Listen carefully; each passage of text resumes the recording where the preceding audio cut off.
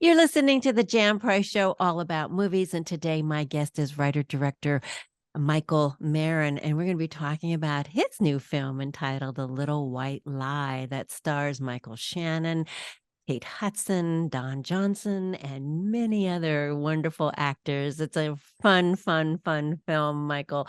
I'm looking forward to taking a deep dive into this movie. So, welcome to the Oh, show. great. Thank you. Thanks for having me on. You're welcome. Let's talk about you wrote this. So where did the concept for A Little White Lie, how did it come about? And also let our audience know a little bit of what the storyline is so they know what we're talking about. The storyline is that there's a university, not a very good university, that's kind of down on its luck. They used to have a writers' festival every year that would bring in like big name writers, and they name drop a couple of them, John Updike and whatnot. And but writers' festivals have gotten very popular. I mean, a lot of schools have them now, so they can't attract any big names. And the president of the school says, we can't afford to do this unless you can like bring in a really big writer.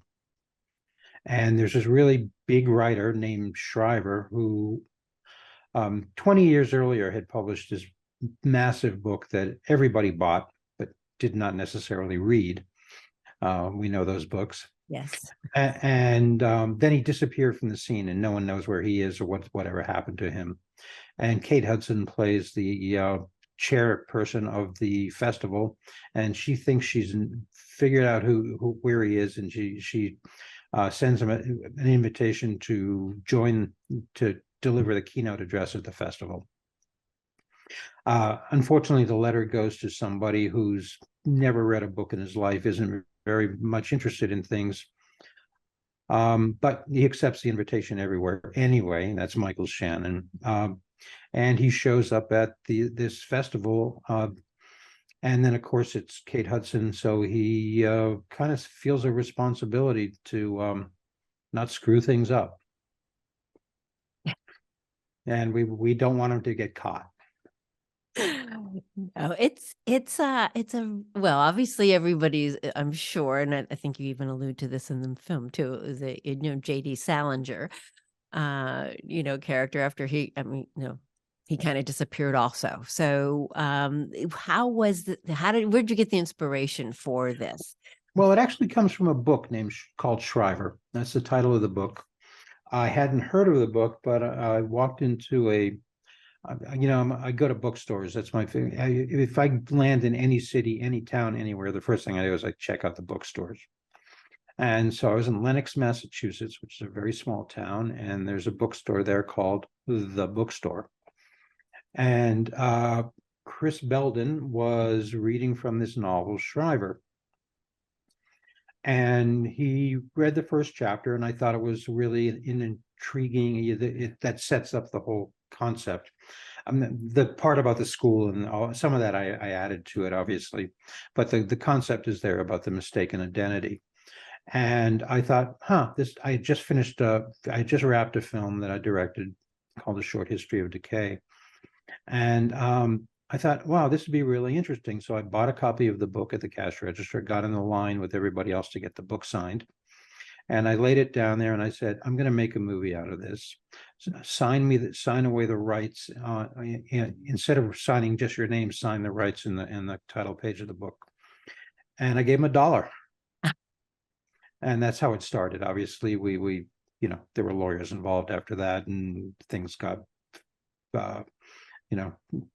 put away properly. But that's really how it started. And that was a long time ago. It took a long time to get the movie made for more reasons than I can go into very quickly. So, okay, so what was it about the book right away? Because you only heard him read a little bit of the book at that point and not had read the whole book, but you already decided you were going to do a movie. So what was it that in that reading or that sparked you to think this will be a good movie and this is something I want to do? Because you hadn't done many movies up to that point. I've written a lot of movies at that point, but I'd only directed one at that point. And it was actually, I had recently wrapped my first film, and I was kind of thinking about, well, what do I want to do next? Now, what I would like to do next is a massive epic set in Northeast Africa in 1910 that would probably cost $50 million to $100 million to make. But I'm a realist. And I was attracted to the books. It has a very subtle, droll sense of humor. It's not it's not just laugh out loud, roll around in the aisles, but it's where my sense of humor lies in things that I think are subtle and amusing more than and so but also thematically the book is more than just an imposter pretending to be a writer. It's really about identity. When do you call yourself a writer? Who is a writer?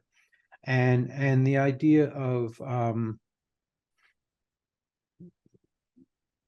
the idea of imposter syndrome, I guess, and I hate that term because it gets thrown around quite a bit nowadays, and all of that.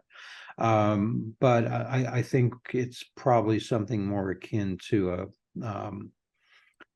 mental breakdown, where people get divorced from their own identities. I mean, I think the book has. I actually ran my original script by a couple of psychiatrists to make sure I had it right.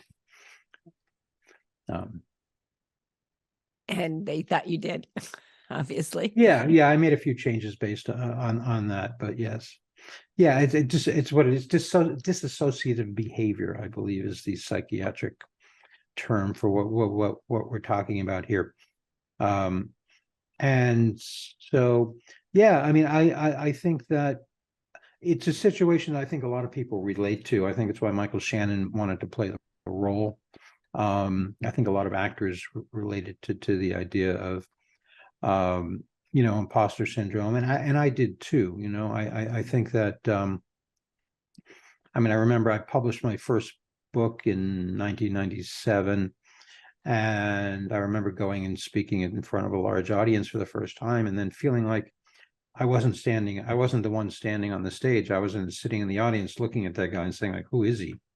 What is that identity? That was I suddenly a writer? Was I suddenly a public speaker? I don't know. And believe me, when I was first behind the camera, and Kate Hudson was there and Michael Shannon was there, and I was directing this movie and was about to call action for the first time, I was there like, that's not me. that's a movie director. That's Cecil B. DeMille, but that's not me.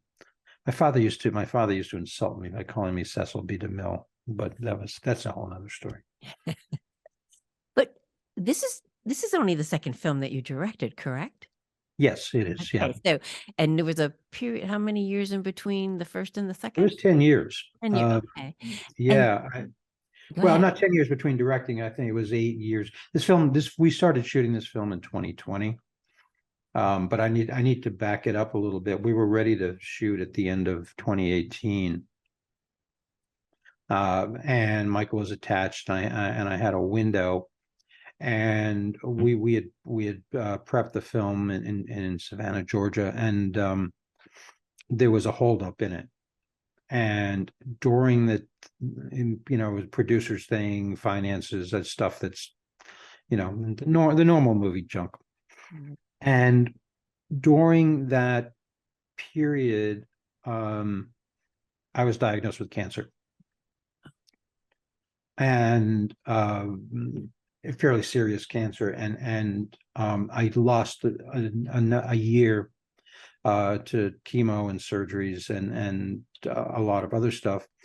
One of the things that I'm always somewhat thankful for is if we had gone ahead, if the film had been, if we had started actual production on the film at the beginning of 2019, I wouldn't have quit. I wouldn't have noticed I would have just ignored the symptoms. I very likely would have died. You're okay now. So You're all I okay now. Yeah, I mean, so that's one of those things you kind of look back at and go like, okay, well, that worked out okay. That was a blessing. Yes. Yeah. So we started, but it took me a year to be ready to work again. I lost an entire year. And so we started prepping the film at the beginning of at the end of 2019, the beginning of 2020. And we started filming it in February of 2020. And a couple of weeks later, with 8 days left to shoot, COVID closed us down.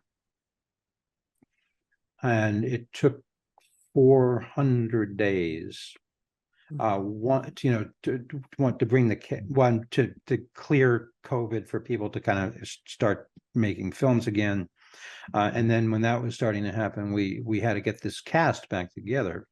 It was a very large cast, Right. and so we had to find time, and we also, and some of the actors, a lot of them were already working because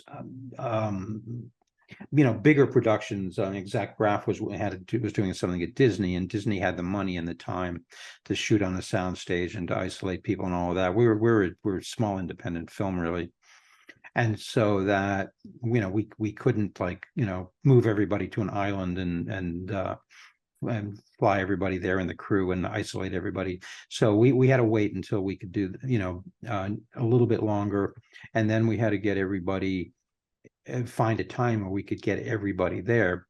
We didn't get everybody there. I had to rewrite scenes on the fly because actors couldn't make it, or one of our actors was stuck in Canada, and stuff like that, and got there. I'd wanted her for like 3 days, and she got there at the very last day, so I could use her in one scene, but another scene. So we had to go through all of that. And one of the key actors was also pregnant at the time, and definitely couldn't be in the film. So I shot with a body double, and 3 months later, when she had a baby and was back to looking the way she did earlier, we shot her against a green screen and plopped her into the film. Wow. Wow. So it took a long time. The whole thing took a really long time. It sounds like there should be a movie about the making of this movie. I may write a book about their making Yeah. of the movie, but yeah, Lots of trials and tribulations to get through, for sure, but you persevered, and it's a wonderful film. I mean, it's really, I mean, you've got this great cast. I love Michael Shannon. I just finished watching George and Tammy on oh yeah. Showtime, and I thought he was absolutely wonderful in that role, as well as Jessica Chastain, who's always brilliant in whatever she does. But Michael is also, and then the wonderful Kate Hudson and Don Johnson. Great cast. So how did you attract this wonderful cast? And even you started shooting and stopped shooting and all of that, but how did that all come about? Well, there were different people attached at different times. When I mean, it even I didn't even tell you the whole story, Yeah. but I think when Michael read the script, as someone gave it to him, and he wanted to meet me, and I went from New York to Chicago, and we met, and he. I eventually he signed on to do it, and I think actors want to work with Mike. Mhm. And look, I'm not, if I was an egomaniac or a liar, I would say no. They all saw my first film, and everybody really wanted to work with me. That's not true. But I had Mike, and Mike stayed with all through the cancer and all of that. He was the one constant, and so we were able to put this cast together fairly quickly in order to make it all happen. And yeah, but it was Michael Shannon, and I think Michael really understood the character. I mean, I think he related to the character in a lot of ways. I think I may be imagining this, but I think he actually told me that once. And it's very different than you've ever seen him do anything. Do anything. It's very restrained and very and very subtle. Michael's got amazing comic timing. He knew how to deliver that. And yeah, I think it's a Michael Shannon you haven't seen before. Yes, it is a Michael Shannon we haven't seen before, but he's always wonderful in everything that he does. I've never seen a bad performance from him in anything. So uh, to get an actor of his caliber attached to your second directing film, it is pretty amazing. So, and you've come at this later in life. I also have come to what I do later in life. So I always appreciate people who, we've had other careers and we've done other things, and then we kind of follow our heart and our passion to wherever it leads us. And it's led me to this. For you, how did you make the transition? Because you were a writer, you wrote for a lot of publications. You were in Africa for a long time. Africa is one of my heart spaces, a place that I just love. And yet when you came back, you wrote a book, I think, about your transitioning back, being in the States after being in Africa. For how many years were you there? I was there on and off for about 17 years. I mean, I did a 5-year stretch once without ever coming back to the US. And then I kind of bounced up. I had a place in Nairobi, Kenya, and I had a place in New York. And I was kind of commuting by British Airways mostly, back and forth. But I was in Africa more time than I wasn't. But it actually, interesting. It starts earlier than that, really. I got here only because I've never had a plan. I've always done, for better or for worse. And I think I'm of that generation where, I didn't get out of college thinking, oh my God, I have to get a job. I have to get money. I need to be a banker. I need to get a master's in business administration. I need to, it was like, no, I didn't want to do any of that crap. So I joined the Peace Corps after college, which brought me to Africa originally. And then I worked, and I wanted to stay, and I did some aid work, and I wanted to stay, and I worked for the U.S. government in Somalia way back when, before any of the current problems started. But I didn't like what was going on there, and I quit, and I started writing. And I kind of always wanted to be a writer, and I started working as a journalist. And working in East Africa. I went to Uganda when Idi Amin was overthrown. I did a lot of the kind of the crazy ass stuff that you got to be young and stupid to do. Mm-hmm.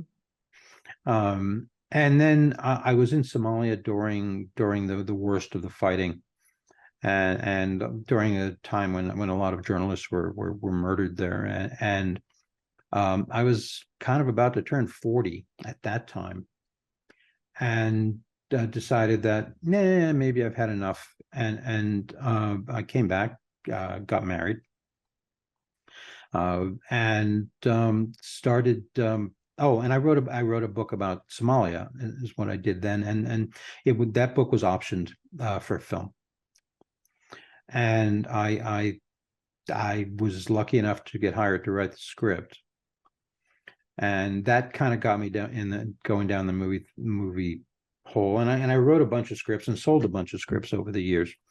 But I think anybody who pays attention to the business or listens to screenwriters complaining knows that selling scripts is not the same thing as getting movies made. You can get paid really well and make enough money to raise to pay your mortgage or whatever, but it was really unsatisfying to me. And I was with a producer once and we were talking about one of my scripts, to which there'd been some big name directors attached. It was a script I'd written called Moving Violations, and several directors have been attached, and then time goes on, and then some other bright shiny object catches their attention, and he said to me, "Why don't you just direct it yourself?" And I said, "No, I don't know how to direct a film. What do I know about directing a film?" And he said, "You can do it. You've been on film sets. You've written scripts. You've directed it in your head. Just direct it." I didn't direct that film, but I did write A Short History of Decay, which I very purposely wrote as a film that small cast that could be shot in a couple of locations for very little money. And that came out in 2014. And the film got some really good notices, and it was the Brian Greenberg and Linda Lavin and Harris Yulin. And then I kind of went off on this one, and I've got a bunch of other projects. I mean, I've since done some script work and done some studio work and stuff like that, script, rewrites and things like that. But it took a long time to get this movie off the ground. There were a couple of times I thought, we were ready to go, and then, for whatever reason, things don't happen. Do you has that changed how you feel about directing and doing this now, because it was such a long, arduous process for this particular movie, or are you more energized than ever to get behind the camera again? No, I really want to get behind the camera again. I want to do it soon. I think this happens to every director. You direct a film, and then you start watching. You watch all the work, and when you preparation to start the editing process, and there's a sense of I wish I'd done that. Or I should have used another shot here. I should have asked to talk to the actors about trying something. So your head just gets. You have to make decisions constantly. The thing I always go back to is Truffaut's film Day for Night, where he's the director and he's walking around and he's got a problem, but people keep coming up to him. Should I put the actress in this dress or this dress? That one. You're constantly making decisions like that. Bang, bang, bang, bang, because you have to. And then later on, you kind of go, yeah, I should have done the other thing. Or so I have a whole list of things that that I'll do better next time. I mean, I direct a film, and so I want to get behind the camera again and have a chance to make up for all my mistakes. Well, other than all of the issues and problems that you had putting this, what was it like? I mean, this is your second film you're directing, and you've got Michael Shannon and Kate Hudson and Don Johnson and Zach Braff, and I mean, a great cast. What was that like for you? Did that feel daunting for you? I mean, you had a lot of other issues and things going on into this, but I mean, like, I'm directing Michael Shannon. I've only directed one other film. How did you feel about that? It was scary. It was scary, and I was afraid. Look, Kate Hudson spent more time on movie sets than, I could live on a movie set for the rest of my life, and she will have spent more time on movie sets. Right. She's been doing it since she was a child. Don Johnson also since he was a kid. Don, I don't know, he's made 300 movies or something like that, or TV, and you add all of that up. And it was actually, I'll tell you a story. And this was there was a scene we were trying to blocking, tell where the act, so we know this actor's going to work there, stop there, move over here, camera's going to come around this way. And we were doing it in a really small space. And I just in the moment, I was having a hard time figuring it out. And part of it was because we were moving so quickly, and I didn't have time to storyboard the whole film at this point. And Don said, "You know what? I think this is what we should do." And I was there. Yeah, you're right. So we did it Don's way. And I think it was a Friday afternoon. And Saturday morning, he called me and said, "Meet me for lunch." We weren't working the weekend. And he called me up, and he was really apologized. He said, "I shouldn't have done that in front of the cast. I should have taken you aside." And I said to him, "Don, I got no ego tied up in this. I defer to your experience or Kate's experience, in if I'm doing something wrong, I want to hear it. You know, you've made all these films. I have a vision for the way this film is. And if you can do something to help me execute that, then I'm very, very open to any suggestions you might make. You know, and that was it. I mean, but I did rely on the actors at sometimes to figure stuff out. Right. And then I you know, I watched and took notes.